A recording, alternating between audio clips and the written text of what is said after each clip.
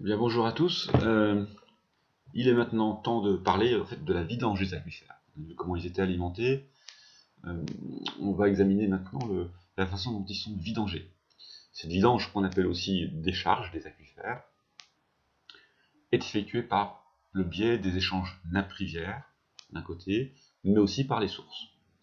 Alors, on va examiner tout ça un petit peu dans le détail. On va commencer par les échanges nappe-rivière. Dans de nombreux cas, les aquifères se vidangent en alimentant les cours d'eau. Et en fait, les cours d'eau sont fréquemment des drains, des nappes d'eau souterraines. En fait, en dehors des événements pluvieux, l'eau d'un cours d'eau, c'est essentiellement de l'eau de la nappe d'accompagnement.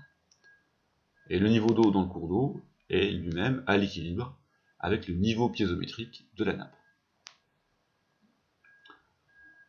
Ceci dit, dans un certain nombre de cas, cette situation générale est modifiée, voire inversée, et c'est ce qu'on va examiner maintenant.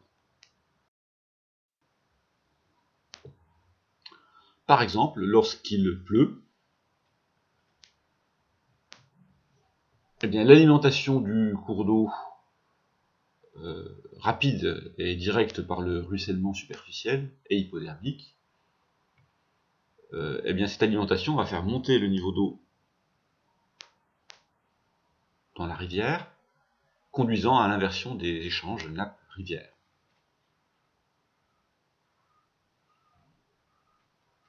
Et en fait, pendant cette période de crue de la rivière, c'est la rivière qui recharge la nappe.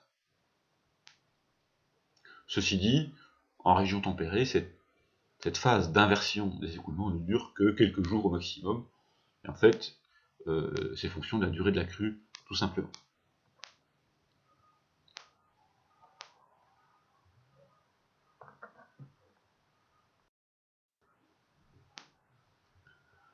Et en fait, quelques jours après la fin de l'événement pluvieux, on revient à une situation classique de décharge de la nappe dans la rivière. Et en fait, cette situation, c'est la situation la plus courante en contexte de climat humide, comme nos climats des régions tempérées. En contexte de climat aride ou semi-aride, les relations nappe-rivière sont différentes. L'une des spécificités de ces climats, c'est l'alternance d'une saison sèche, sans aucune pluie, qui dure généralement plusieurs mois, avec une saison humide, très pluvieuse, elle aussi de plusieurs mois. Pendant la saison sèche, les rivières sont à sec car le niveau des nappes d'eau souterraine est trop bas pour pouvoir affleurer et donc se vidanger dans le lit du cours d'eau. Lorsque la saison des pluies arrive, eh bien, les événements pluvieux, généralement intenses, vont générer des écoulements superficiels sur les versants qui vont se concentrer vers les cours d'eau. L'eau va alors s'infiltrer en grande partie, et le lit du cours d'eau devient alors le lieu privilégié de la recharge de l'aquifère.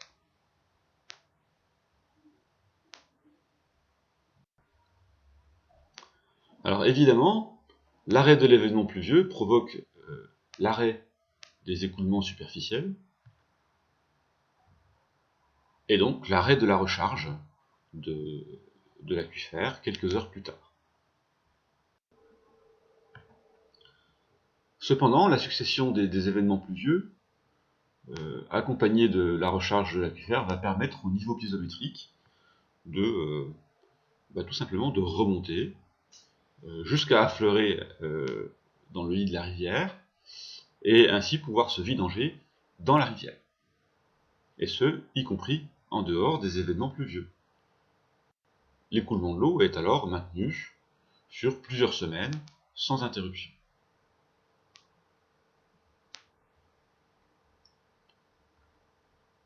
Enfin, le retour de la saison sèche avec l'arrêt total des événements pluvieux fait baisser le niveau piézométrique de la nappe, qui elle n'est plus alimentée, et le cours d'eau s'assèche de nouveau, jusqu'au retour de la saison humide.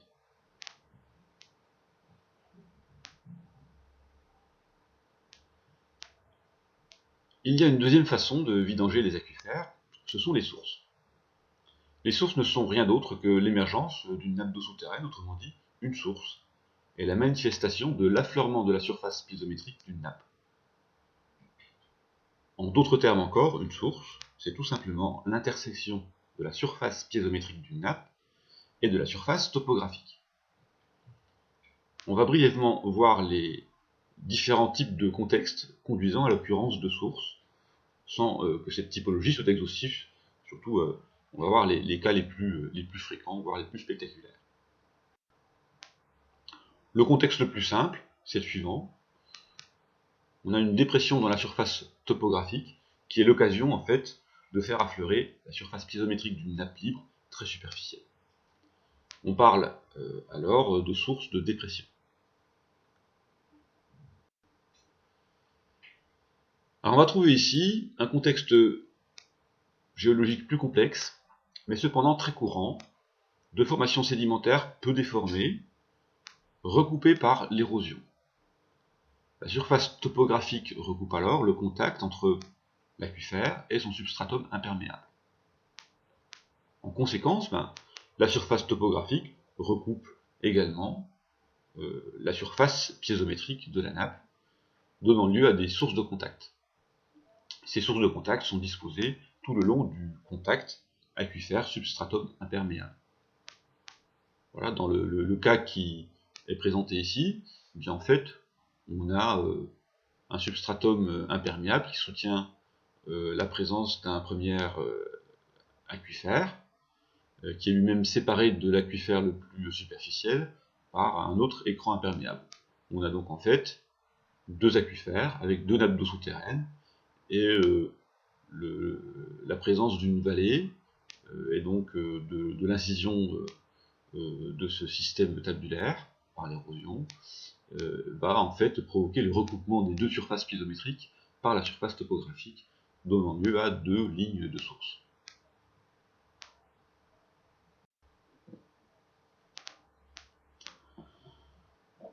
Le contexte présenté ici est un petit peu particulier, c'est le cas d'une nappe perchée. Cette nappe perchée est une petite nappe d'extension très limitée en fait, et généralement très superficielle, maintenue par l'occurrence d'une lentille imperméable dans la zone non saturée.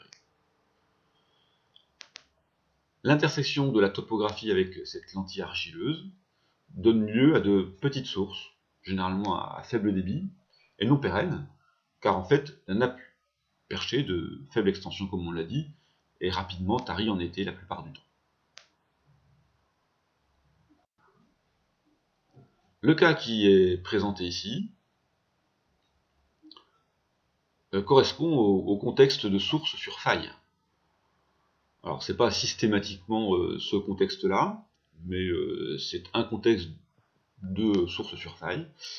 On a par exemple la présence d'une faille qui juxtapose latéralement une formation aquifère à l'amont avec une formation imperméable à l'aval.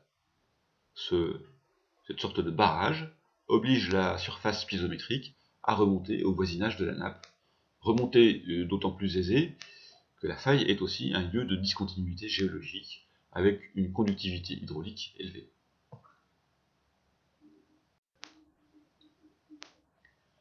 Alors, les sources de débordement sont liées au passage d'une nappe à surface libre vers une nappe à surface captive.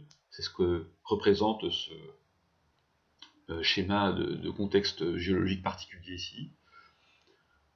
Ce changement dans les pressions provoque l'émergence de la surface piézométrique au voisinage de cette transition nappe libre, nappe captive.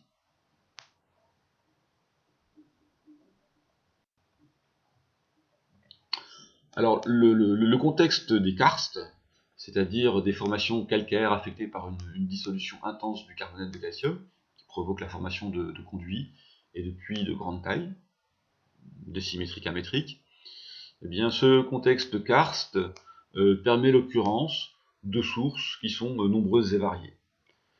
On retiendra que ces sources, en contexte de karst, sont généralement spectaculaires, et qu'elles montrent la plupart du temps un débit qui est très élevé. On va s'attarder sur un cas particulier de ces sources karstiques, les sources vauclusiennes. Une source vauclusienne correspond à la remontée d'eau depuis le réseau karstique noyé, c'est en fait que ce réseau karstique est sous pression, par un conduit proche de la verticale, jusqu'à la surface topographique.